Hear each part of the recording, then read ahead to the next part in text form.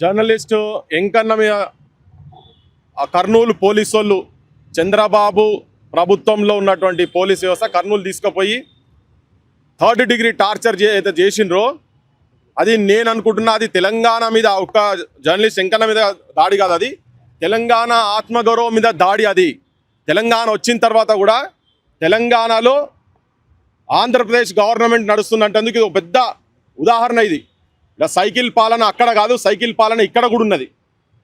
రేవంత్ రెడ్డి ముఖ్యమంత్రి ఉన్నప్పుడు వెంకట్రామ్ రెడ్డికి హైదరాబాద్ నుంచి ఇక్కడికి వెళ్ళి పట్టుకపోయి అక్కడ చంద్రబాబు నాయుడు గవర్నమెంట్లో 3rd డిగ్రీ టార్చరు, ఇటుపక్క 3 పోలీసు వాళ్ళు అటుపక్క 3 పోలీసు వాళ్ళు కాళ్ళ మీద కూర్చొని తొక్కుడు, నానా బూతులు మాట్లాడి అమ్మా నా బూతులు మాట్లాడు రేవంత్ రెడ్డి పాలన. అందుకే చెప్పాను రజాకార్ రేవంత్ నాయుడు, ఈయన రేవంత్ రెడ్డి కాదు రేవంత్ నాయుడు అని.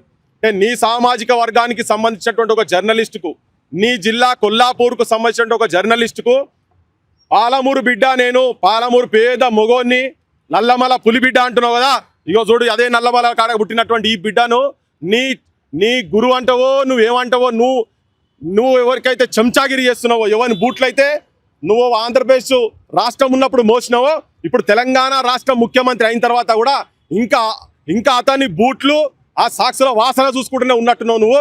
ఇగో ఈ జర్నలిస్ట్ని తీసుకొని అక్కడి దాకా తీసుకుపోయి దేనికి, ఏదో అభ్యంతరకరమైన మాటలు మాట్లాడిండు అని. అయ్యా నీ చంద్రబాబుకు నీకు అంతా నొచ్చితే ఈడ 100 మంది పిల్లలను ఆత్మహత్య చేసుకుంటందుకు, ఈడ కొన్ని 100,000 మందిని నువ్వు పోలీస్ స్టేషన్లో ఇచ్చి టార్చర్ చేసినందుకు మా కడుపు ఎంత మండాలే. బాగా మాట్లాడినట్టు కదా, గింతంత లేవురా అని చెప్పి నీ పోలీస్ అయినా మాట్లాడినట్టు కదా. నువ్వు డ్రెస్ ఇప్పి రారాబాయి, నువ్వు కర్నూలుకి వస్తావా, కర్నూలు కూడా వస్తాం మేము, డ్రెస్ ఇప్పిరా చూద్దాం. మరి నువ్వు ఎంత పోటు కానివో, నీ పోలీసు వాళ్ళు ఎంత పోటు కానిలో, నీ చంద్రబాబు ఎంత పోటుగాడో. ఆయన సినిమాలలో పోయి ఇట్లా యాక్టింగ్లు చేసుకుంటా డిప్యూటీ ముఖ్యమంత్రి ఉన్నాడు కదా, బాగా ప్రజాస్వామ్య విలువలు, నేను గద్దరంటే నాకు చాలా ఇష్టము, నేను పేదోళ్ళకి సంబంధించిన మనిషినని కనబడతలేదా? 3rd డిగ్రీ టార్చర్ చేసినట్ట నీకేమైనా అభ్యంతరకరమైన వాక్యాలు అందులో ఉండేది ఉంటే నువ్వు కానూను ప్రకారంగా లీగల్గా కంప్లైంట్ చేసి ఇక్కడ ప్రభుత్వానికి చెప్పి, నాకు అర్థమైతలేదు ఇది అటో పయ్య ఇటో పయ్య మధ్యలో ఇద్దరు ముంగటోడు ఇంకోటి కూర్చున్నట్టున్నాడు.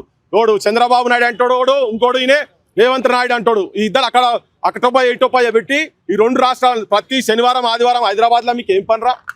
చంద్రబాబు నాయుడు కావచ్చు, ఈయన డిప్యూటీ సీఎం ఆయన కావచ్చు, మీ ఇద్దరికి హైదరాబాద్లో ఏం పని? అసలు హైదరాబాద్లో ఏం పెట్టుకున్నారు మీరు?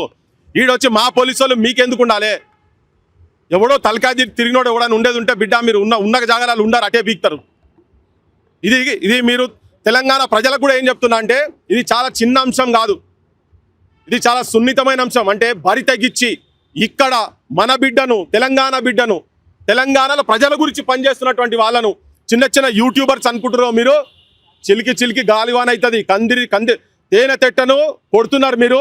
లేస్తే బిడ్డ భస్మం అయిపోతారు. ఇక్కడ ఉన్నటువంటి ప్రభుత్వం రేవంత్ రెడ్డి పాలన గురించి చెప్తున్నా, రేవంత్ రెడ్డి వాళ్ళ గురించి కూడా చెప్తున్నా.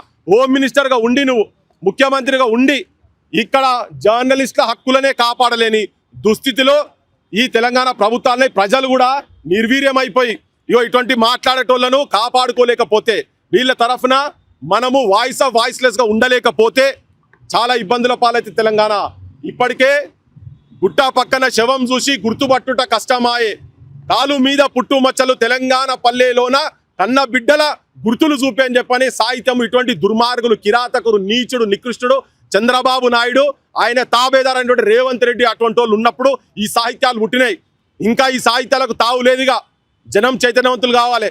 500కు 1000కి ఈ తిక్కనా కొడుకులు ఇచ్చే పైసలకు ఆశపడి కకృతి పడి వేస్తే ఇగో తెలంగాణ బిడ్డలకు గిట్లనే ఆంధ్ర తీసుకుపోయి నిలబడతారట. కాళ్ళు ఇట్లా పంగబెట్టి దాని మీద కూర్చొని వాళ్ళకు ఒక ఆట అయింది.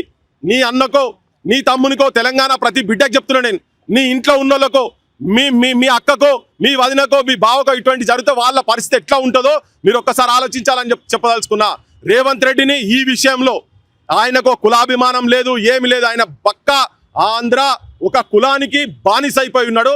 అది చంద్రబాబు నాయుడుకు బానిసైపోయి ఉన్నాడు. ఎంతసేపు వాళ్ళ మెప్పుల గురించే మాట్లాడతాడు. అది ఎక్కడైనా వెలుగుమట్లైనా పర్వాలేదు, ఇక్కడ విగ్రహాల విషయమైనా పర్వాలేదు. చార్మినార్లట నలుగురు ఆ సామాజిక వర్గాల పేర్లే చెప్తున్నాడు కానీ చెన్నారెడ్డి పేరు చెప్తలేడు, ప్రభాకర్ రెడ్డి పేరు చెప్తలేడు, పైడి జయరాజ్ పేరు చెప్తలేరు. ఏంది తెలుగు సినిమా చెన్నైకి వెళ్ళి ఇక్కడికి వస్తుందుకు. అందుకే రజాకార్ రేవంత్ నాయుడు అని నీకు అద్భుతమైన పేరు పెట్టినాం. ఇక్కడ నడుస్తున్నది చంద్రబాబు నాయుడు పాలన. కానీ నువ్వు ఈ దుర్మార్గపు పాలన ఆపకపోతే మాత్రం మేము ఇప్పటికే మొదలు పెట్టినాం. నిన్ను బొందబెట్టుడు మాత్రం ఖాయం రాజకీయంగా. తెలంగాణ ప్రజల మొత్తం విజ్ఞప్తి చేస్తున్నాం, మన ఎంకన్న ఎంబడి ఉండాల్సిందే.